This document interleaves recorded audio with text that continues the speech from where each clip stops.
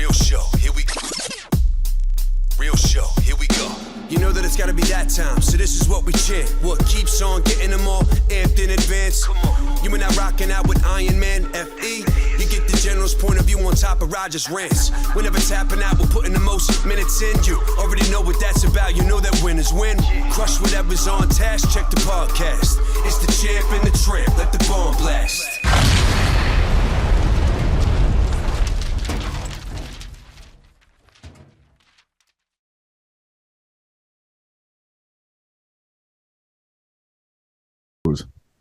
There you go. I was clicking through stuff.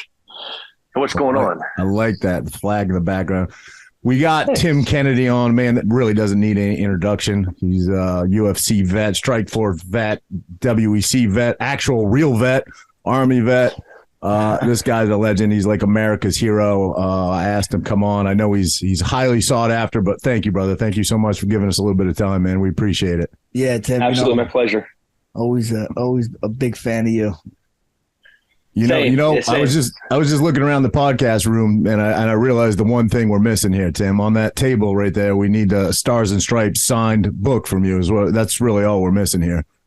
Yeah, he's definitely spelled on that. You got American flag hanging sitting in there somewhere? Oh yeah. Yes, yeah. All right. I'm just making sure. I got a Texas flag over there. I got this burnt flag right there. I got another American flag over there. I also have a boar spear just sitting in the corner. You never know. Yeah, you're about as American as they come, brother. How's Texas life? Frankie and I have often talked about if we left New Jersey, the one place that seems to always pop up is Texas. Man, there's no place better than Texas. I'm serious. Right before I got it, I stink like smoke.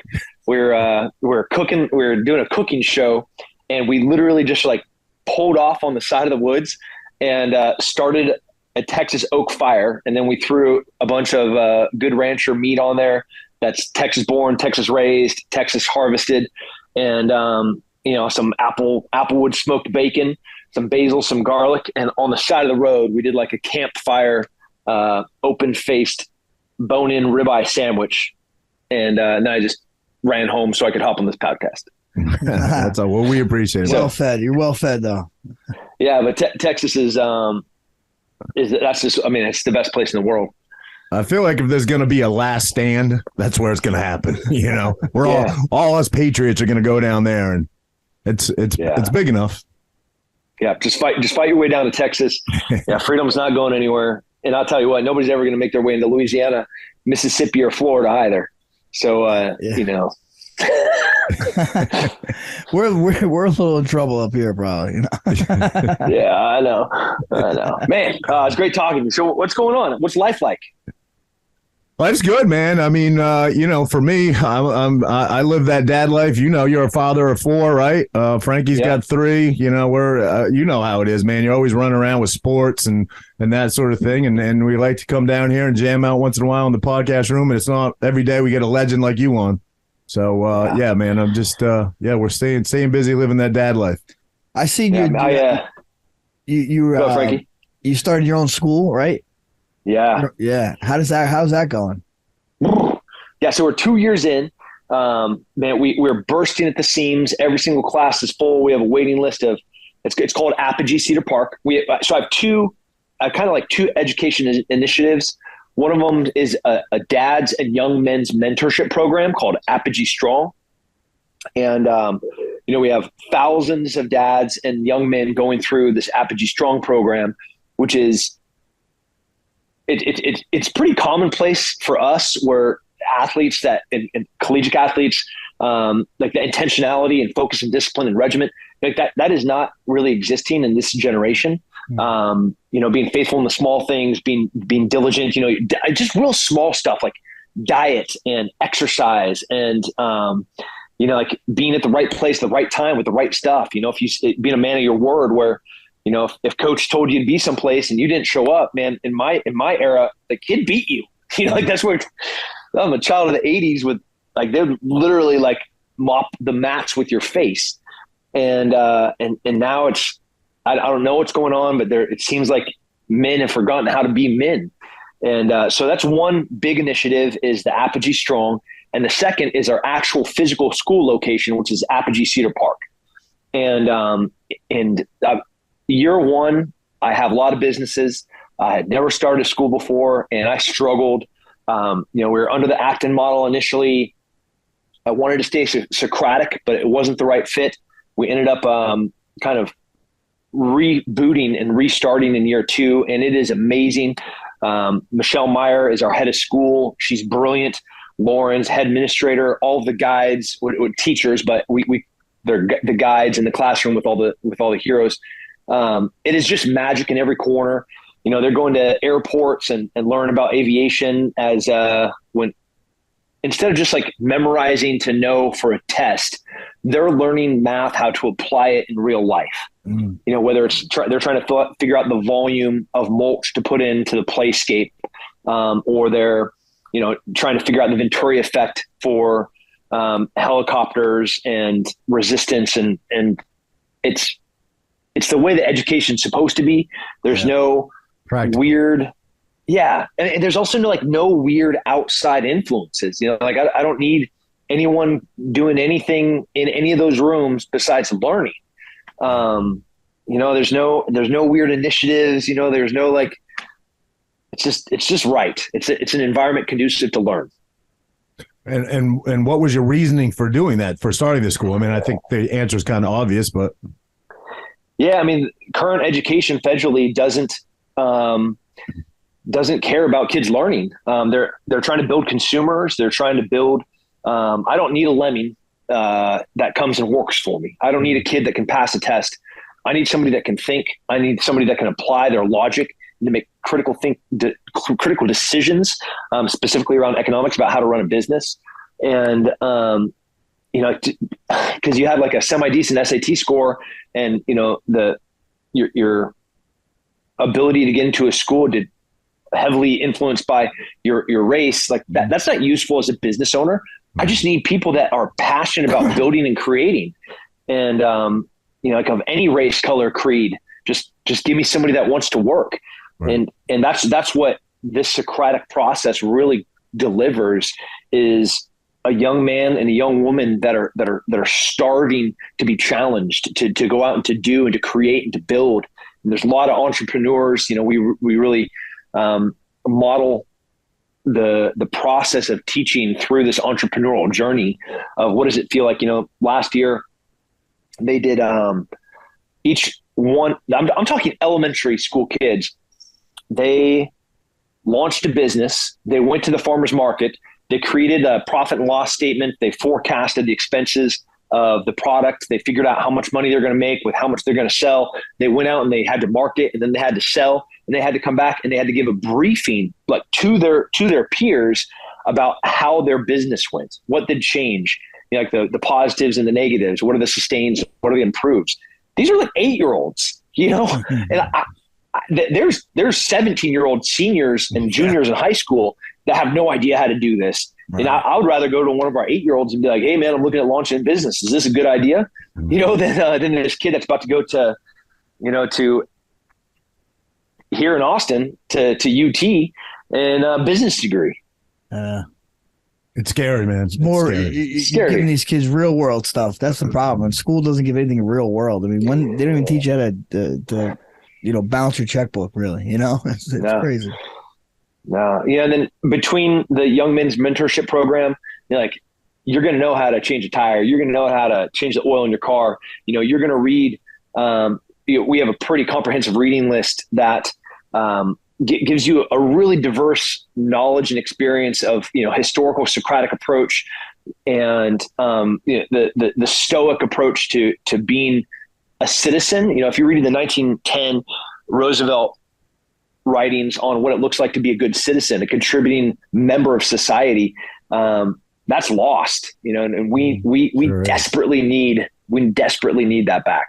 Yeah, for sure. And I think trades oftentimes go overlooked. You know what I mean? You're always pushed for higher level of learning or business or whatever it may be, but trades so often get overlooked. And I think that, so many kids could benefit from going into a trade, find something that you're interested in and pursue it, Yeah.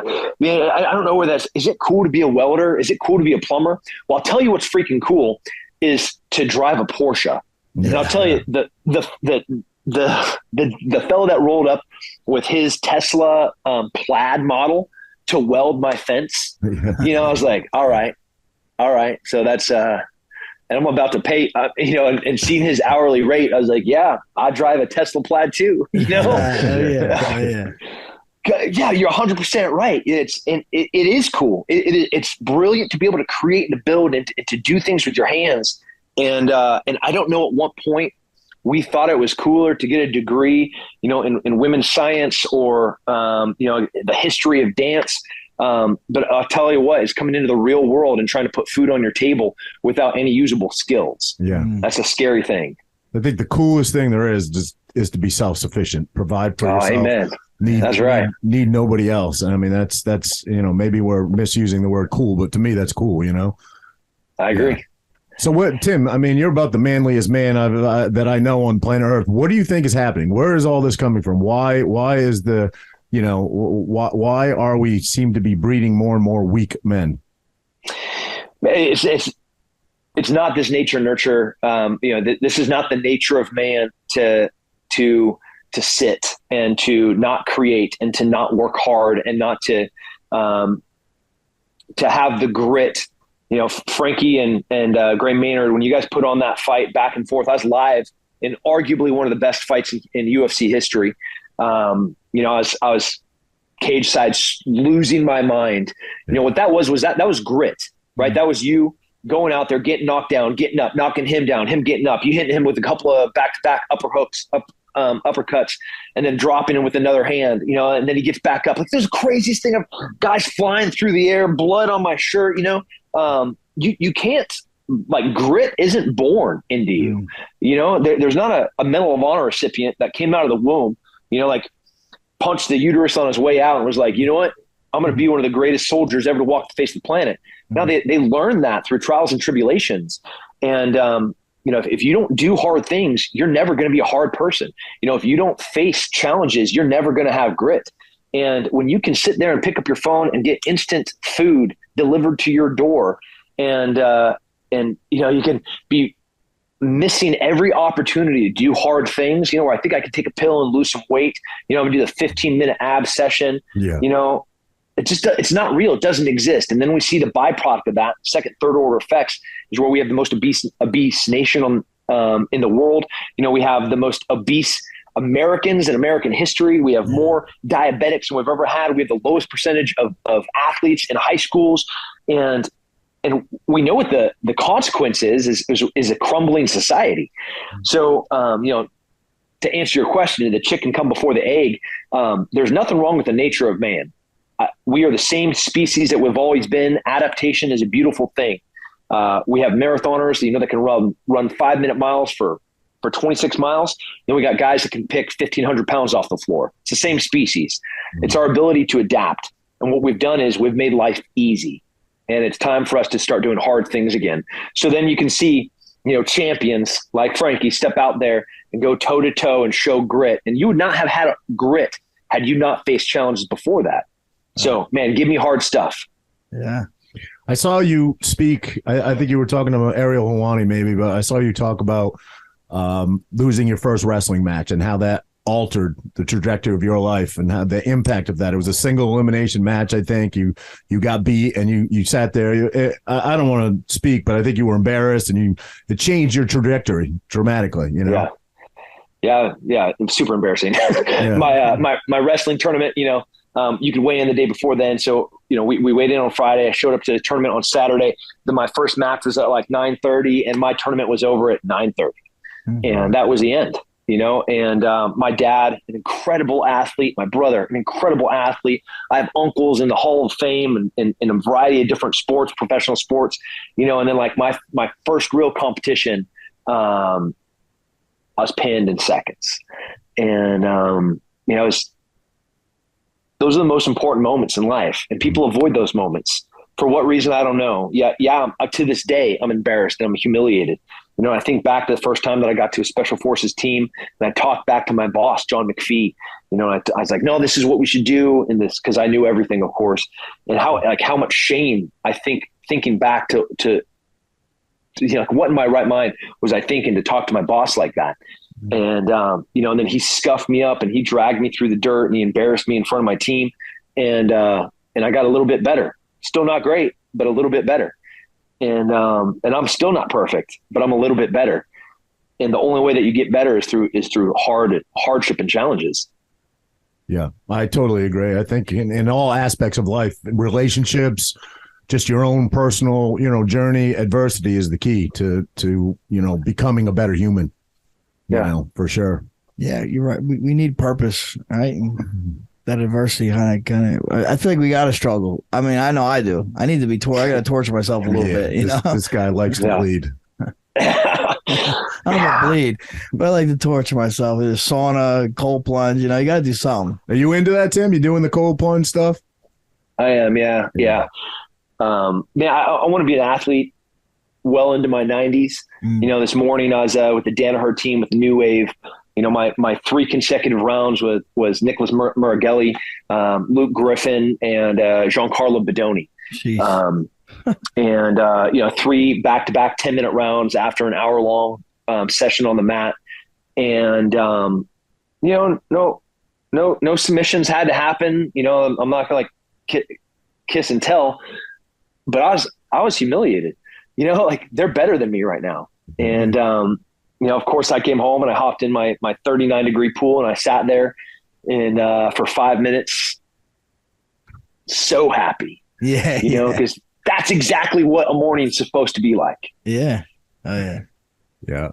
Yeah, that's great. Yeah, it's great. You still grab. I know. Well, I mean, obviously, I follow you along. I see you working out like an animal. Still, that's just something you're gonna do forever. Like you said, to your 90. I think I seen Arnold Schwarzenegger was like, I worked out when I was 20. Why wouldn't I work when I was 30, 40, 56? You know what I mean? I eat breakfast at 50. Why wouldn't I eat breakfast at 60? Same thing. Yeah. Yeah. That's a great, it's on YouTube. It's on Instagram too. Arnold Schwarzenegger puts it so plainly. He's like, this is just part of my day. This is just part of my life. In the same way that I lay down every single night and I wake up and I have breakfast every single day, I'm going to go to the gym every single day. He's still a sharp, Chuck Norris, he's a fellow Texan and, sharp. The man trains, he's 80 something years old now. And, is he really? Holy shit. Yeah. Yeah. Right. Time gets us all. And, martial arts, physicality, being in the gym and challenging your brain, whether, that's cold plunge stuff or sauna stuff, or just finding challenges, learning new languages, every single one of those things is good for your brain and for your body and for your soul. Yeah. The monk life. Yeah. I see you've rolled with Gordon Ryan as well. What's that like? That's you roll with a murderer's row of people. It is not good. Giancarlo Bedoni won ADCC in 88. Muragelli, I think he was like bronze or silver at 99, and then Gordon, won the whole thing. So Luke Griffin, he's on a big win streak in a bunch of pro matches.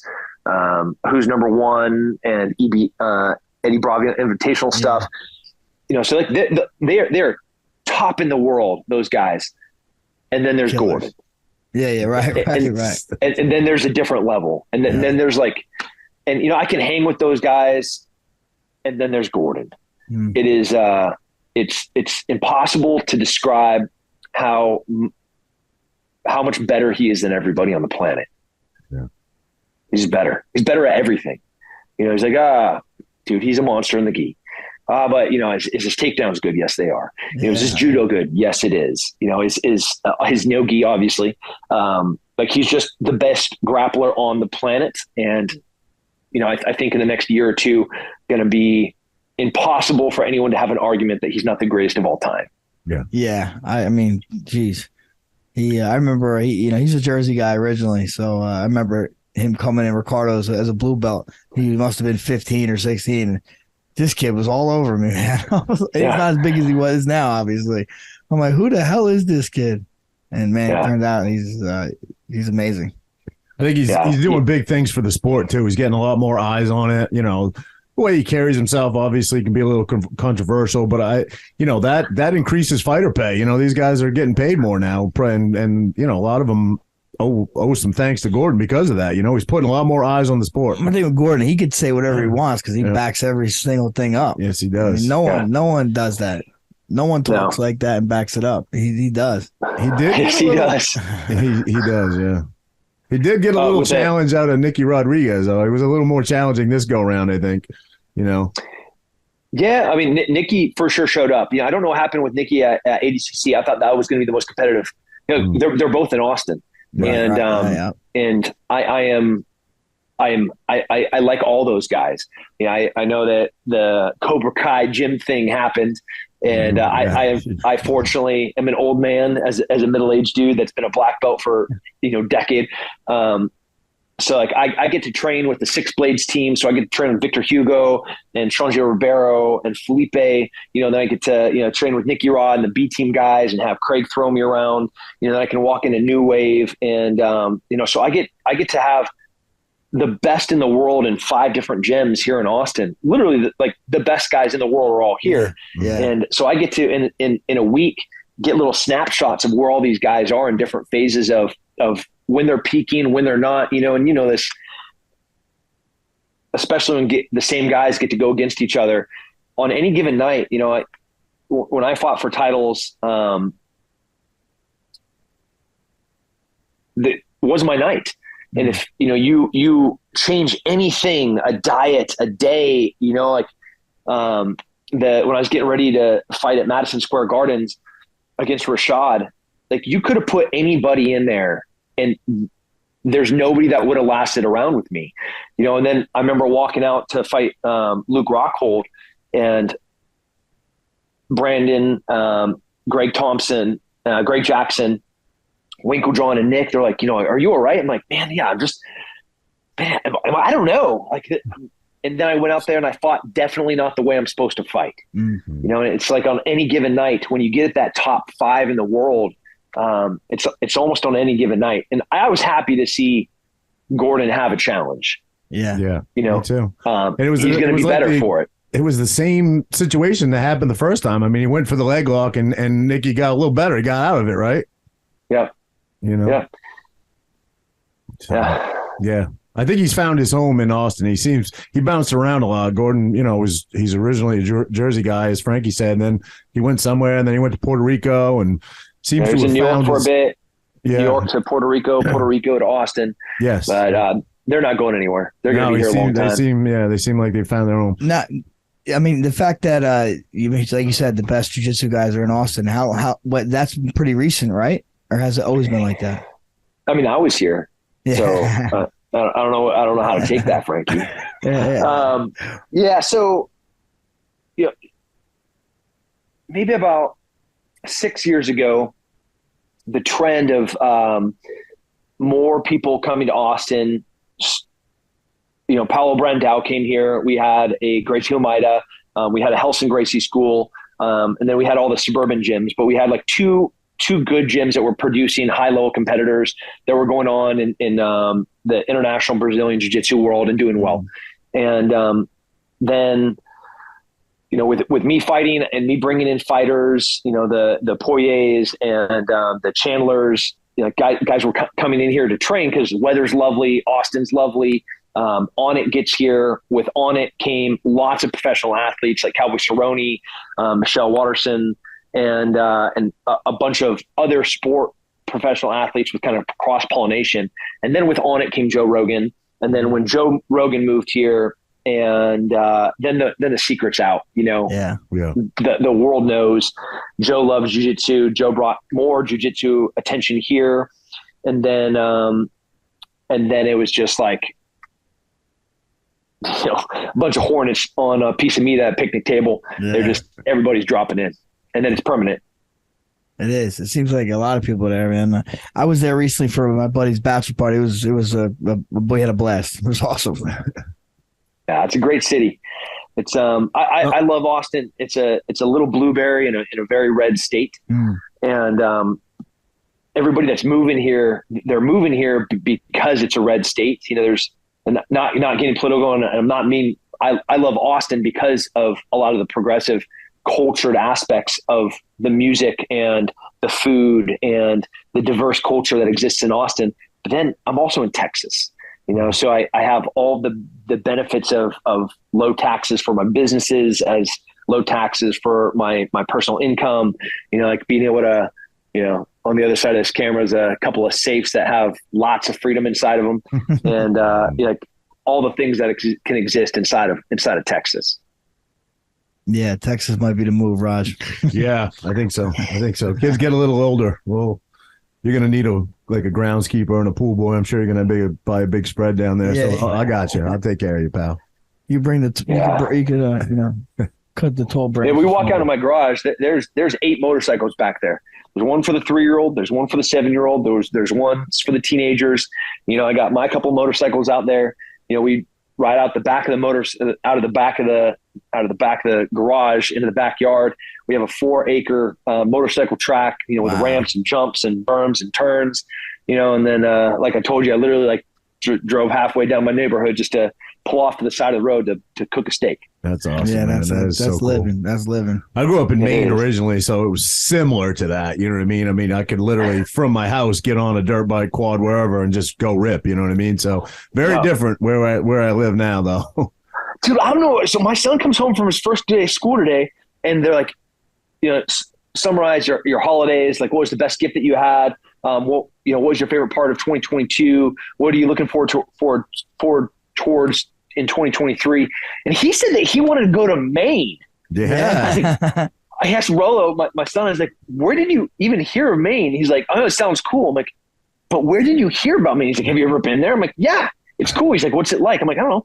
Montana, Colorado, Idaho. It's just on the east though. So it's like, it's all right. And he's like, honestly, I think you'd love it. I mean, there are definitely some similarities to Texas. Very free state, very no growth state. They don't encourage growth. They don't want new business. They want to keep it very pristine. But you got to go the right places in the right time, because it is a very, the summer, they call it vacation land for a reason. So you don't want to go to those spots, but go to Baxter State Park. That would be right up your alley. Like Mount Katahdin.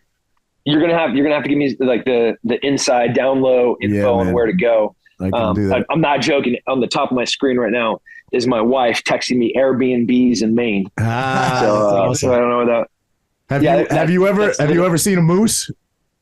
Oh yeah.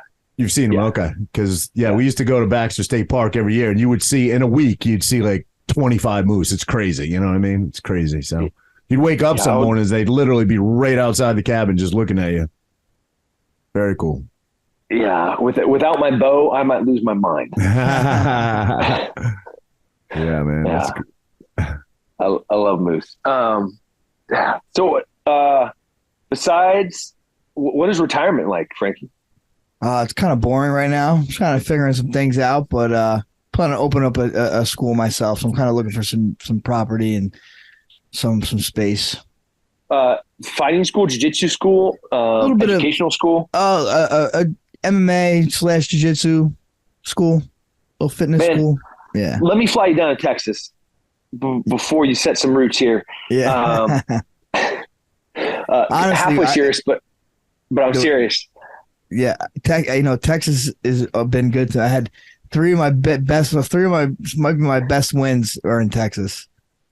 So, you fought in Austin, didn't you? I did. I fought in Austin. I fought Cup Swanson in Austin. That was. Oh, that's right, you son of a bitch! That was one of my favorite fights of all time. Yeah, it's one of my teammates, right? And one of my good friends. Yeah. And and I was live for that fight, front row. You broke my heart. Yeah. That night. What a great fight, though. You look great. It was a good one. That was in Austin, and then I fought Yair Rodriguez in Dallas, and then Maynard 3 was in Houston. So Texas has been good to me. Was a huge hype train. Remember all the hype behind him, and then he went up against you and just kind of. I mean, he's still great, and but that kind of ended the hype for a little bit, Yeah, he is great though. He is, and, no question. No question. Another, and he was on the hype train, and he was. And hype trains do a great thing for when an athlete stays with his regiment with the hype behind him. It feels like momentum. Yeah. It feels like an accelerant for training. Like I want to train harder. I want to be in the gym more. There is a little bit of pressure. So if there's guys that don't do well with the pressure part, but there's some guys like Connor, the hype train breaks. But then there's some that it's the best thing for them. It's like the confidence is a stain you can't wipe off, kind of like that. Yeah. You remember he said in an interview, he said something like, my mom had a dream that I was going to head kick Frankie and knock him out. Something like that. Yair. Oh, did he? One of his interviews. Yeah. So. I said, Mom had a dream I was going to be a doctor. I was like, I guess we all gotta disappoint our parents at some time. Oh man. So I have a Jiu-Jitsu school here in Texas, and I went crazy old school, and like all the guys wear like Helio Gracie originally. Everybody's in white gis unless you're getting ready for a competition. It's the only time that you can wear a blue gi. We have judo subfloor spring mats, like a proper Olympic judo subfloor. It's $100,000 subfloor with Fuji tatami mats on the top of it, white walls around the whole entire thing. I have teak wood that edges the whole entire mat, and then I have teak mat that goes around the edge of the teak wood, and then everything's teak trimmed. You walk in, you feel like you're walking into a martial arts school in the 1600s in Japan. That's cool. And I love our school, the community, the kids class. We have 50 freaking kids in every single class, and it's just laughter and joy. Rebecca is our head coach there, and she is like pulling out her 3-ring binder to go through the thing that she's covering tonight and the detail that she's going to be going over. She's Giancarlo's wife and John Danaher student. So we are precise in execution, and we are obsessive with the planning, and we are very traditional in the approach, and it creates just the magic that is supposed to exist within a martial arts school. So I'm excited that you're going to go that route. And my only word of encouragement is go 100%. Yeah. If you don't, I'm going to throw up a metal building and throw some mats. No, they deserve better. I'm not going to throw some AC in there because I want them to be hard. No, they deserve better. Give them everything. So when they step off the street, when they're coming from their 9 to 5, they're working 5 days a week, they're barely getting through every single day and not getting a divorce and struggling to be a good parent. They have an hour of escape where they can walk in and they know everything's clean, everything's perfect, everything's planned, and we're here for them. It's that intentionality. It's not only do you get great students that go and compete and do really well, but you have this palatable joy. Just people want to be there. Right. Yeah, no, that's great advice. I'm excited, man. I always knew I wanted to do a school eventually, but I was the type of guy that never wanted to take my focus off my fighting. I thought if I took my focus off fighting, I wouldn't be, progressing in that area. So now that I'm finally, done fighting, I could put all my attention towards that, and that's where we're running to. Spend some of that. Basically, what he's saying is spend some of that win fight bonus money. Fight of the night money. Yeah. You touched on a minute ago. That money we got paid. Yeah. I've heard you speak on that before too. But you touched on Rashad Evans before. That's a little bit of a mystery to me. You were supposed to fight him at UFC 205 and then again at 206, and both times he got pulled by the commission, right, for medical. What was the issue? I mean, one time was medical. I don't know. That was a real hard fight so I did 3 when I fought Kelvin Gastelum, which is the fight before I ultimately retired. I did 3 back-to-back fight camps that never fought, that never got. That's crazy. It's the worst thing. That's crazy, so like, man. 3 full fight camps. It's crazy expensive when you're doing real fight camps. We were fighting at that level. I'm in contender. I'm top 5 in the world, and it's the blue balls of fighting. Right. And then like what it does to your bank account when you're doing those fight camps, but worst of all, what it does to your body. I was in my in my mid to late 30s. I was in my late 30s at this point, trying to do my last kind of title run. And I was just putting everything in these fight camps, then Rashad drops off. And then I do everything again for another one, and then Rashad drops off. I do everything again for another one, and it drops off, gets a date changed, and then I get an opponent changed, and I fight Geslam, and that dude just tools me up in a very worn out body. That's when I knew we were done. That's when I knew I was done. I was done fighting. But man, it just sucks. I would have loved to fight him because I think he was a great competitor. I think he was a great athlete. He's a great champion. And fighting a guy like Rashad at Madison Square Gardens in a fight like that, it's everything that you want. And Frankie was on the UFC. He was on the 205 card, right? Yeah. Right here. Yeah. Jeremy Stevens. Right? Right? Yeah, Jeremy Stevens. Yeah. That was a great fight. It was a great fight. That was a fun one. Yeah. Yeah, I didn't realize you were going to just fight Rashad on that card.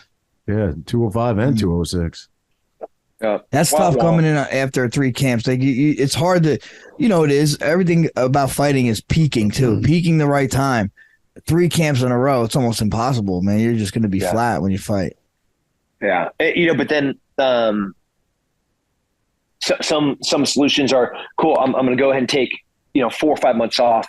But when you've just done 3 back-to-back camps, now you're 6-7 months removed from your last fight. If I take those 3 to 4 months off to now, I'm going to have ring rust coming back in a year and a half in, and of course, not throwing stones at fight or pay. I wasn't making enough money for me to take a year off from fighting, right?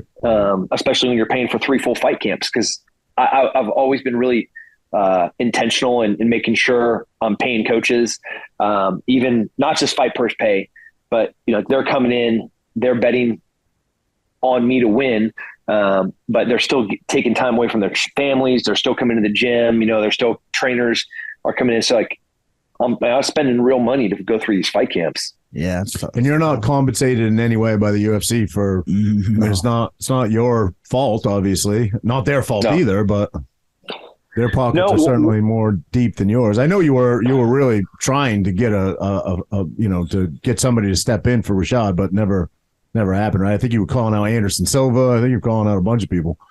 Dude, I literally got on every social media and called out every 205 and 185er that was within 200 miles. Yeah. I was just throwing stones. I was making fun of dudes' moms. I was doing anything I could, but.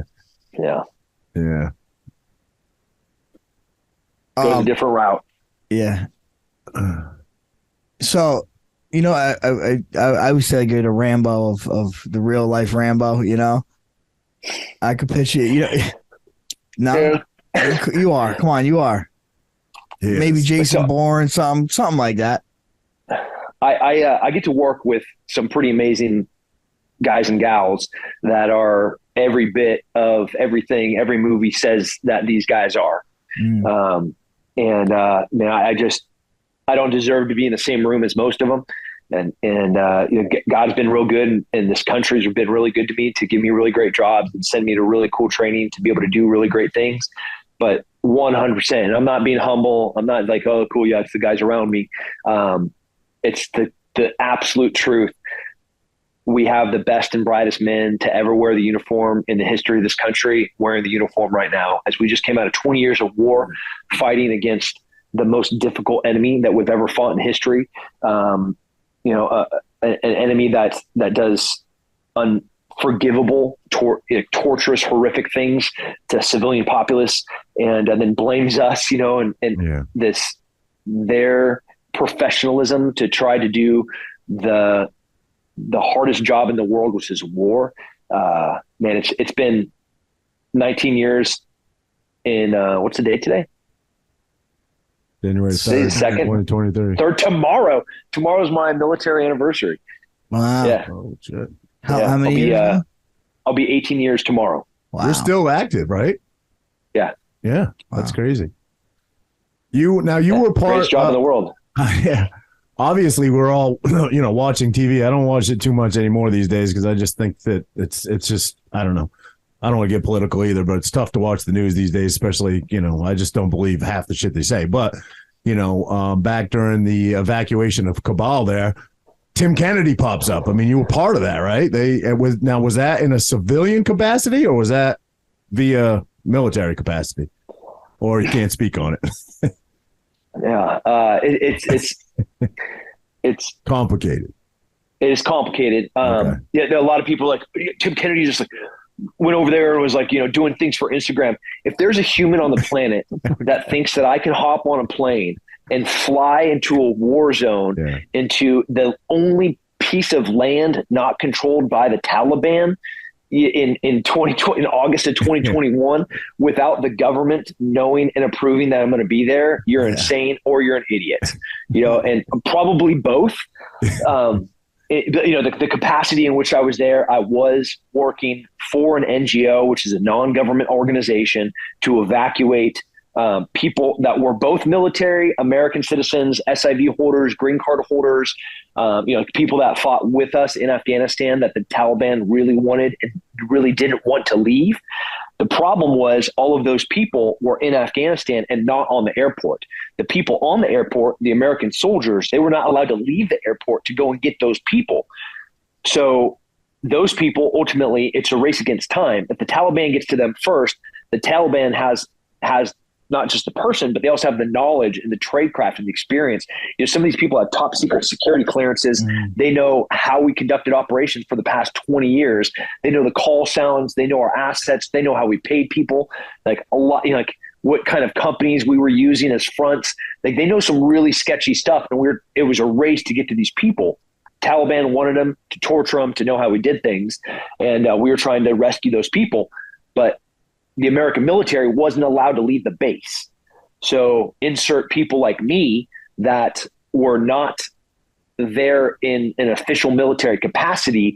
Those rules that limited movement didn't apply.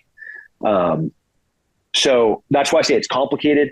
And that's why it's so pathetically ignorant of everybody. It's like, dude, that glory whore Tim Kennedy. I was like, bro, do you not understand how the real world works? This went is over not there just to take selfies. Yeah. Just hey, go and fly me in the I'm gonna play with the black money with the black credit card. I'm gonna be on a black C-130. I'm gonna go and halo in. I'm gonna grab one of these dudes. Get out of town, you idiots. You're always gonna have that though, and you got to be used to it. But you guys literally move thousands of people, right? I mean, I don't know if it's tens of thousands, but thousands, right? Yeah. In what, like a week? Something like that? 10 like days. a week? 10 days, yeah. Wow. Yeah, that's crazy. Yeah, literally thousands of the most critical people with, and the most marginalized, the people, women, small business owners, Christians, orphans, and then, pilots, engineers, translators, the Afghani special operations guys, they're called commandos. The Afghan commandos, which are the Afghan Army Special Forces, those guys had very similar deployment schedules to us, and we would work alongside those guys. They were sought after by the Taliban. They wanted those guys bad. So those were the type of people that we're going out to find and to try and save. Wow. Terrible. It was like it was some of the worst stuff I've ever seen in my life. Yeah, and I've done this my whole entire life. I've been in this world, Iraq, Afghanistan, counter human trafficking, counter drug, counter piracy, counter poaching. I've been doing this stuff my whole life, and I've never seen anything like what it was like in Afghanistan in August 21. Man, it was wow, that's saying something. It was bad. I know you would never, toot your horn. You're a humble guy. I'll do it for you. I mean, like Frankie said, you just are the epitome of a badass. Does anything make you feel vulnerable? And the reason I ask this is because, I'm not on your level, not even close. But as a dad, that's where I feel the most vulnerable. I can't be with my kids at all times. I can't protect them at all times. Sometimes they're going to have to make their own decisions. And I think you've got an even bigger gap in ages with your kids. I mean, I think you even have some kids in college, like, you span the gap. So I would imagine that's got to even be tougher. Does that make you feel vulnerable? Because, I mean, you can save the planet, but sometimes, you got to just put your trust in your children, Yeah, but trust but verify. Yeah. If I'm not getting the situation that is this house, but when those doors are closed, you need a tank to get into my home. Right. And then if you get inside this home, you got to get past a Belgian Malinois who only knows 10 commands, and 2 of those commands are about how to tear your throat out. Yeah. This is, have you seen the movie Wind River with Jeremy Renner? I have not. Oh man, it is an amazing movie. And Taylor Sheridan, who writes Yellowstone and Sicario, Right. He's a brilliant writer. He's great. Is Jeremy Renner the one that just literally ripped his leg off with a snowcat? Yeah, that's the one. Yeah. Through a tourniquet. He self-rescued himself with a tourniquet. No help was coming. So pretty amazing. Wow. There's a part. So Jeremy Renner's character in Wind River, which is based off a true story. His daughter was at a party, and he and his wife had traveled to spend a 16-year-old daughter was essentially watching the house with his 9-year-old son. And so he and his wife could go have a night together off. And she invited a couple of her friends over. And then those friends invited some other friends. And those friends ultimately invited some people that weren't friends. Jeremy Renner's character in that movie, he doesn't ultimately know what happened to his daughter. Because by the time the coyotes and vultures, had picked most of it apart, they couldn't determine how she got 10 miles from her house. And she's out in the Montana snow dying. Dead. And, he gives this really short narrative about what does it look like to be a parent and to have the intentionality of being able to trust. And, he talks about not being able to blink. You can't blink, not for an instant, because they're gone. And I love my family so much, and I can't be there all the time because there's a part of me that has to be other places to do the things that God put me on this planet to do, and the things that I'm good at. And it'd be a disservice to my family and to my country and to my friends to not go and do those things. But in this vein of not blinking, what does it look like? In the same intentionality, that Frankie, you fought for world titles, became world champion. Like, what does that look like to be a father? Can I be that? Can I put the best food on the table that I can? Can I send them to the best schools that I can? Can I know where those moments of struggle and hardship are, where I'm not a helicopter parent, making sure, that they're walking around in a bubble and protected from everything, because they're not going to ultimately meet their potential without finding struggle and hardship and challenges. Right. That's something that, do I feel vulnerable there? Yeah, but man, of all the things I've ever tried to pour myself into, that's the thing that I'm pouring every bit of whatever intellect I have and whatever power I have, whatever passion I have, 100% goes into that. Amen. Yeah. Yeah. Kids make the world go around. I mean, like you said, you can't blink, because my oldest is going to be 14 next week, and I can't believe it. It's just so wild to just think about it. How old's your oldest? 20. 20. Wow. Okay. So you're going through it. Jeez. Yeah. One of them's a ski instructor. She teaches during the winter and spring for snowboarding and skiing. And then she goes to school the other 2 quarters out of the year. The other one is currently refinishing and remodeling a bus. She's going to do that like journey RV life, where she's doing the plumbing, the cabinetry, she's doing the electrical, she's doing the batteries, the alternate current, the direct current. Like, it's wild watching her figure out how to do all this stuff. That's awesome. That's a free spirit. That's right. My niece wants to do that. She's getting married this year rather. And that's what she wants to do. So they want to totally build out a big van. They want to take a year when they're young. She's only 23. And they want to take a year and travel all the national parks in the United States and hike them. And I was like, do it now. Now's the time to do it. You know what I mean? Yeah. So, yeah. It's awesome. Yeah, man. So obviously, because you have kids in college and that span the gap, you've got them from young to college age. How do you see this world turning back for the good? I mean, we've kind of lost real men here. It seems like Seemed like we've lost a lot of the faith people used to have in America, values that we've had. Do you see that turning at any point? Do you see that coming back around? I mean, I know history is full of valleys and peaks, right? Oh, it has happened that way for years, but what brings it back? Yeah, I don't know. I'm scared. Yeah, me too, man. I have not lost faith or hope in the American spirit. Like during the Great Depression, did we ever think that we'd be able to, in 1940, be able to face two fierce, entirely different theaters of war, one in the Pacific and one in Europe? No, there's no way, right? Like people are in the Dust Bowl trying to figure out how they can live, survive a family of 6 off 2 potatoes for the week. And then 10, 12 years later, they're on a boat going over to Europe to climb cliffs and jump out of airplanes. Nobody's ever done it before.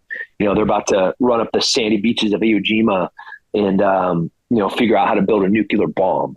Yeah. And then you look at the Korean War leading to the Vietnam War, to the Vietnam warriors coming back to a broken society, where they're getting spit on, where blacks are finally figuring out that we as a society have failed in every measurable way of all men are created equal. And we're finally figuring out how to treat every citizen with respect and give them what equal really means.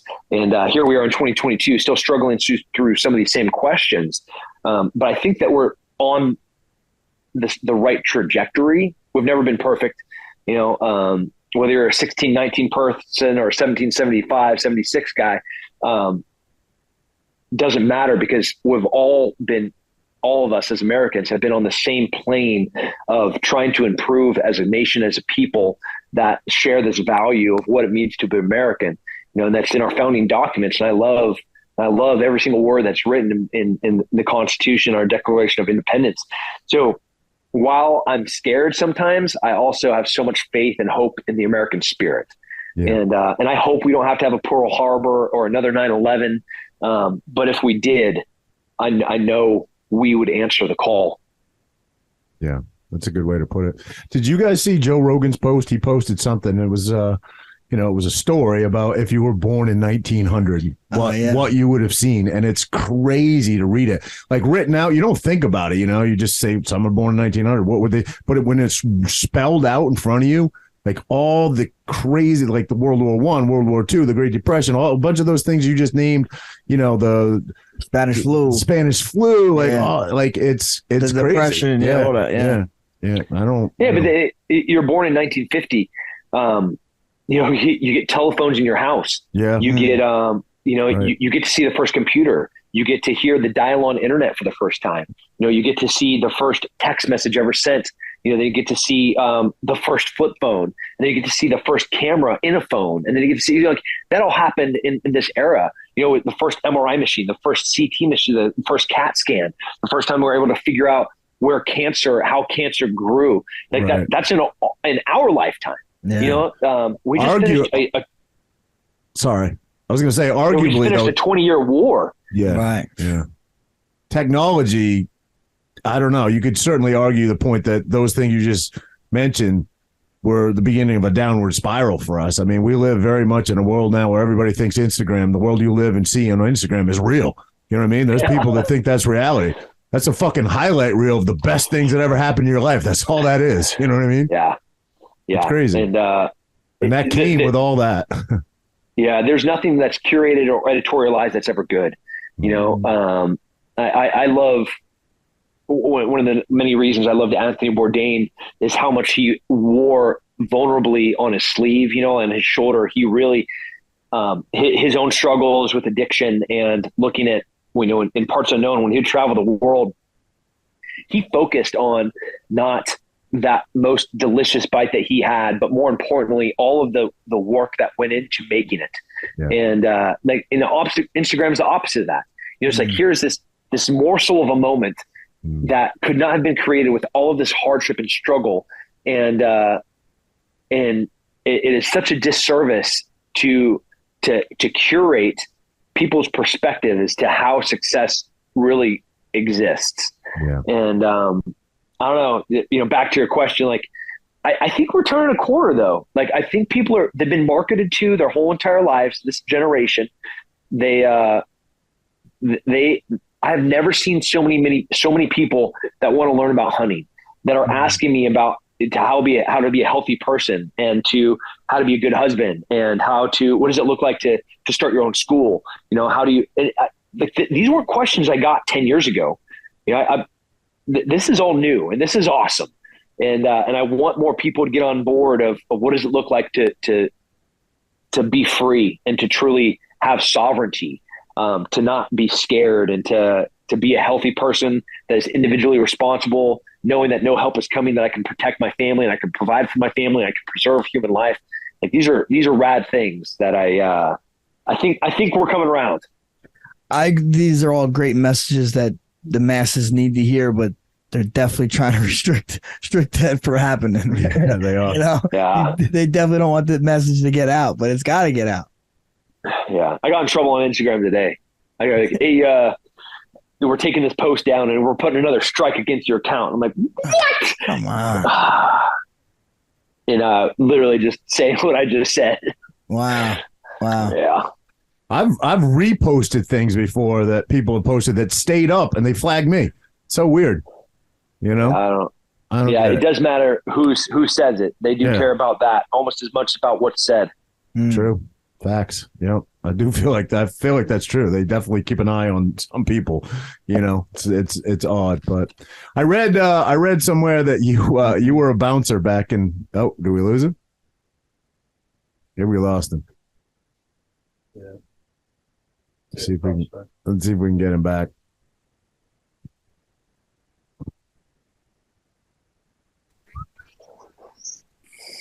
Was that us or was that him? Oh, you're back. Yeah, I don't know. I don't know what happened. I fixed my cauliflower earbud. It starts getting pushed out with the cauliflower, and then it's like disconnected.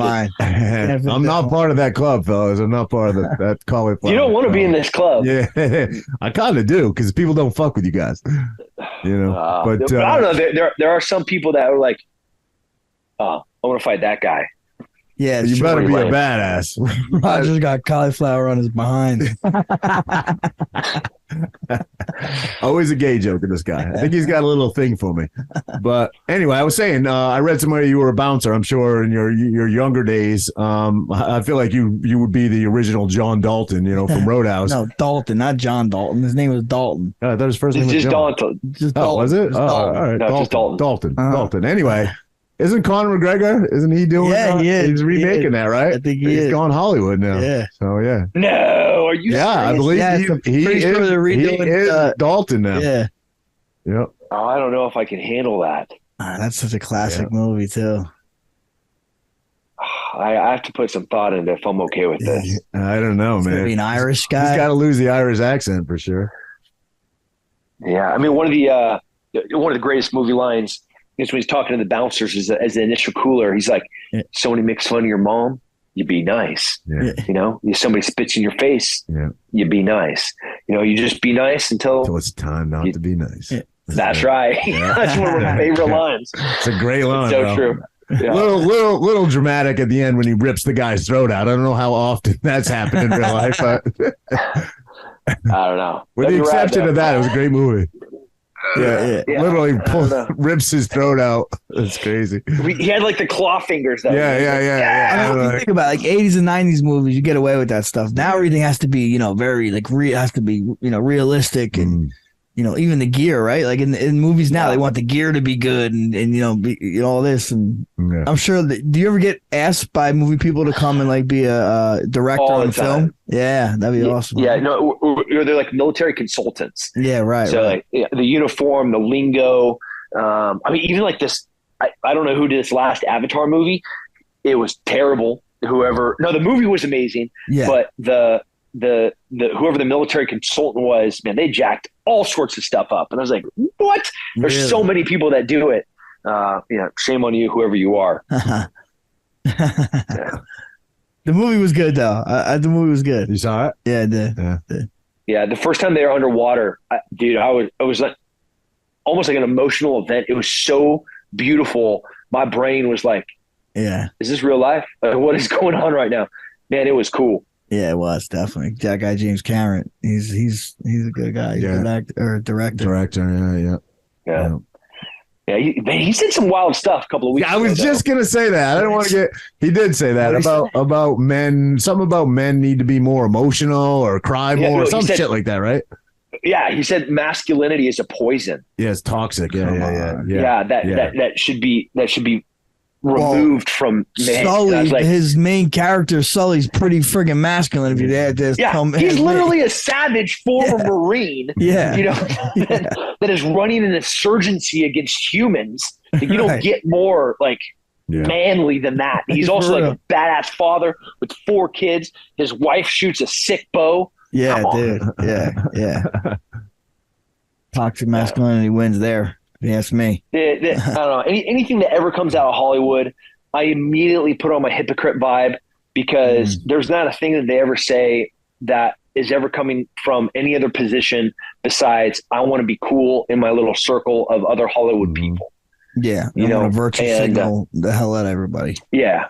Yeah, exactly. That seems to be the way it is. You were training. You've trained obviously from a young age. You started training. You were involved in mixed martial arts, and then what happened that made you? 9/11 had a big part of you wanting to go overseas, right? Yeah, that was it. Reminded me of Pat Tillman a lot, honestly. Yeah, I'd already. I think. Let's see, November of 10 months before 9/11 happened. I just won the ECC, the Extreme Cage Fighting Championship middleweight tournament. Everybody's in this tournament, Dennis Kang, Jason Mayhem Miller. Wow. And this is a really long time ago. And, so I was already ranked top 10 in the world when 9/11 happens.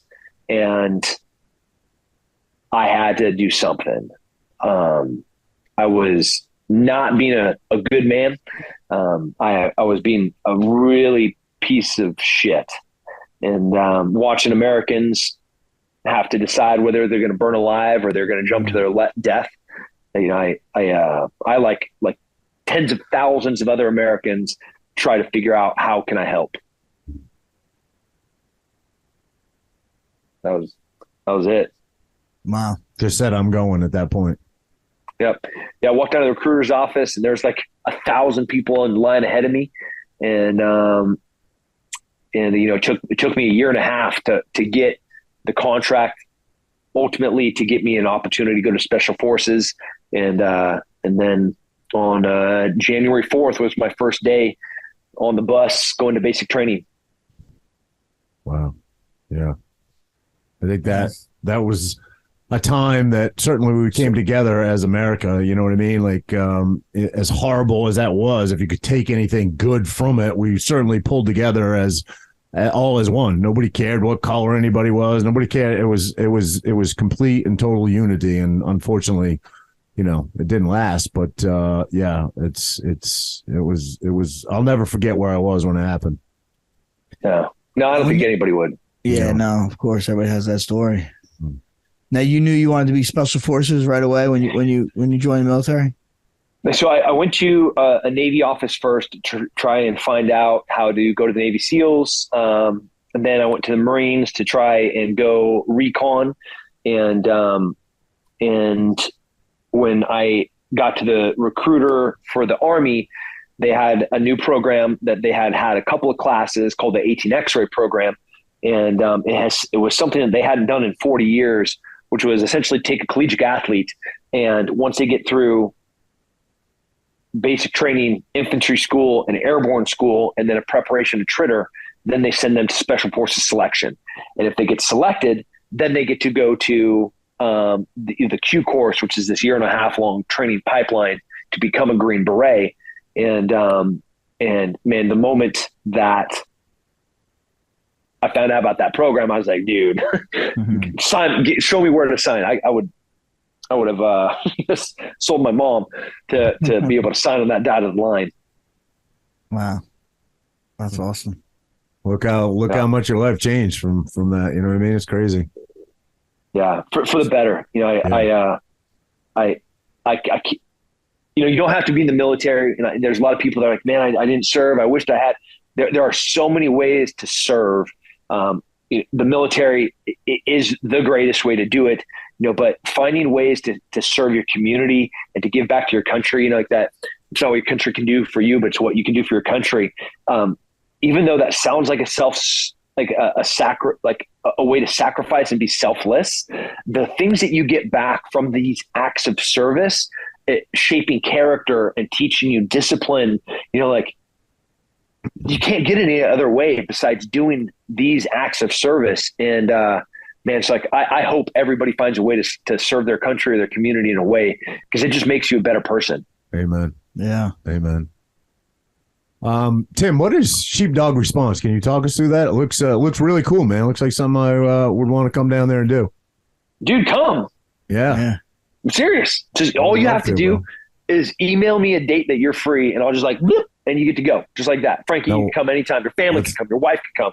That'd be awesome. So the mission statement of Sheepdog Response is, we just added a new single word there, is to equip and train people to preserve and protect and provide for human life.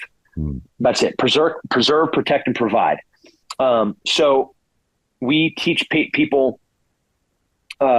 how to shoot long rifles. We teach people how to do medical, like in a TTRC course, tactical trauma response course, vehicle defender course. We teach our marquee class is called the Protector. In the Protector, you have a 2.5-day course. You learn kind of the basic fundamentals of fighting. You learn the basic fundamentals of shooting. You learn the basic fundamentals of situational awareness, and you learn the basic fundamentals of medical. And the cadre, the instructors at this course, they are the best in the world. Delta Force, Navy SEALs, Marine Recon, Air Force PJs, and like the guys that have done this their entire lives, and now they still have the heart for service, and they want to better prepare Americans for what they know life can be really unfair and terrible sometimes. I was holding on for I thought you were going to say for what they know is coming. I was like, oh shit, we better get that class in soon. We hope pause there. You made me nervous. I did think, you know, it's always better to be a warrior in a garden than a gardener in a war. I like that. And an equipped, trained, prepared society is the most beautiful thing. You know, the way that America had the opportunity to be America was, you know, we weren't this privileged, entitled people. Like, these were savage people that carved their existence, you know, into the forest, fighting bears and feeding their families off their own land, you know, but they were also these beautifully well-read, brilliant philosophers, you know, that wrote some of the most beautiful documents ever to be written in our beautiful language. And like, that was because they were independent, self-sufficient citizens. Right. Like, nobody has to put food on my table. You know, I put food on my table. Nobody knows how to. I don't need to call a doctor this weekend on New Year's Eve when one of my friends maybe got a gigantic smash in his lip and needed to get 8 stitches. You know, like, we can do all this. You know, I don't need antibiotics because I don't get sick. You know, I don't need any of this stuff. And that beautiful freedom and sovereignty can only really exist when people are individually responsible and self-sufficient. So Sheepdog Response, we give people the training and tools to live their life to the fullest. I don't want people to live in fear. You know, during like the riots and kind of the social unrest of 19 and 20 and 21, you know, like there were communities that were burning down.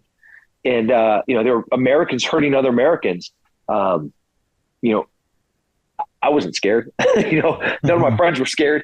And, you know, and we're doing everything we can to help with as many people as we can. You know, when there were long lines for people to get into supermarkets to get food during COVID, I wasn't standing in any of those lines. Yeah. You know, neither were any of my friends, and neither were any of my family members. Yeah. You know, and that's what real freedom looks like. You know, I don't want to be honest to anybody. So like, come to our class, it's so difficult to explain the type of freedom that's on the other side of this hard work, and but man, it is so rewarding to not have to live in fear and be like, man, I know how to do that. Jeremy Reiner, thank God he knew how to put on a tourniquet. Right. Wow. Think how much time and money you would save, Frankie, if you took that class and you could stitch up your own face. You'd save a ton of dough. Oh yeah. That's crazy though, the Jeremy Renner story. It is. He was helping someone else with a snowplow, right? He's helping someone? No. You know what a snowcat is? No. It's like those things that you've been skiing. You see those things that shape. Well, some people privately own them, like if they live, have a lot of land or whatever. Well, I guess it was New Year's Eve, right? And they just had a huge snowstorm, I think, and he was actually operating it. And I don't know how his injury happened, but somehow the thing rode over or backed over his leg, and like he was profusely bleeding out, from what I heard, anyway. Yeah. You have a finite amount of blood in your body, and if too much of it gets out, there's no coming back. Right. So like, thank God he knew what to do. I'm assuming that some of the movie sets that he's been on, they've had to have had, very high level TCCC guys and tactical trauma response guys there. And obviously a lot of the military consultants in some of the movies that he's been in, that would have just been naturally present. So like, however he learned that, man, it saved his life. Yeah. So that is knowledge that it's better to have and not need. Right. I read the hardest thing for the, medical professionals was to get to him, because they just had a huge snowstorm and they couldn't, that's why he was in the snowcat. Yeah. So they couldn't really get to him. So I don't know how, I guess I got to read more about it. I don't know how he ended up getting to the ambulances and stuff, but somehow he got there, and it looks like he's going to come out of this. But he was in that, what was that movie? It was a great movie where he played the bomb expert. The Hurt Locker. The Hurt Locker. Yeah. Great movie. Yeah. Yeah. Yep. Yeah. He's a great actor, man, for sure. Yeah. You got to watch Wind River. Yes. Wind River. Yeah. It's on my list. Yep. For sure. Yeah. Yep. I'll DM it to you. Yes. Yep. For sure. Yeah. You got Tim Kennedy. You got people. You don't answer your own DMs. I thought I was talking to you. Felt cool for a minute. I was like, he's like, whoever answers your DMs is like, you got to email Tim. I'm like, wait, I ain't talking to Tim? No, I thought I was talking to Tim. Yeah. Talking to Jim. I was talking to Jim, not Tim. I'll tell you what, if you are spending more than 10 minutes a day on social media, you need to seriously reevaluate your life. There you go. So you have somebody that does all your posting and stuff for you? I mean, like, I posted a picture today from, Giancarlo and Nick and Luke smashing my face in. Yeah. And, I wrote a couple of paragraphs about what it looked like to be a martial artist for 40 years and just to go get spanked by a couple of young boys. Like that was me. So it's my words, it's my posts, but, I would rather just take the time to think about what I say and, and snap a photo in the moment and then just be done with it. Right. I don't want to, I would rather spend my time living life than looking at somebody's, again, curated, editorialized existence. Right. Yep. Agree. Yeah. If it all ended tomorrow, you wouldn't be upset. No, I would. I almost wish it did. Yeah, kind of. Don't even have the option to do it. Yep. Yeah, well, I mean, you do have an option. You literally can vote and change like my real phone number does not go to the phone in my hand right now. That's that phone number is for the people I care about and the people I want to talk to. Right. Like, can you imagine how many million people can reach out to me on Instagram? I know, it's crazy. I don't know those people. Yeah. I got a 3-year-old and a 7-year-old and a couple of brilliant college daughters and a beautiful wife on the other side there. I can't wait to get over there and start talking to. And, I don't need to talk to them. I don't owe those people anything. I owe those people everything. So true. Yeah. You shouldn't spend your life trying to impress people you'll never meet or know, so I agree with that. Yeah. I think sometimes we all get a little wrapped up in it. At least I admit it, but I like to come back to reality. And this is a good reminder of that. Yeah. For sure. Yeah. Go be real, eat real food, get real sleep, make love to real people, and, be present and be intentional. Yeah. Scott Rogers is silly, bro. Man, I appreciate you guys. You're thanks for reaching out though. No, Tim, glad it all worked we got out. to hook up, man. This was awesome. Obviously, I remember coming down actually when I did the press tour in Austin. and then you pulled up. We did the interview together, and if you remember that for the TV, and you dipped out on your motorcycle. I'm like, damn, this guy's so fucking cool, man. Wait, I'll tell you, that was not a disingenuous invitation. You both are invited to any course, anytime at Sheepdog Response. And if you ever come down to Texas, I'll take you to my school, and both our children's school and our martial arts school, and I'll cook you the best steak you've ever had in your whole entire life. And you can never have a steak any other way besides the way that you had it in Texas. All right. That sounds like a plan. Thanks, Tim, so much for coming on. We'll let you get back to your family real quick. Little plug. Where can people find you if someone wants to sign up for Sheepdog Response or any of your other affiliate, your things you got going on? Ranger Up, I think, is another one, right? Yeah, all the things. But as you just let the cat out of the bag, you're actually not getting me. But all of the places that you would expect to find me, or at least a person that is running the stuff that is me. Tim Kennedy MMA, on Instagram, on Twitter, on Facebook, on all those things. And then Sheepdog Response is our training company here in Texas.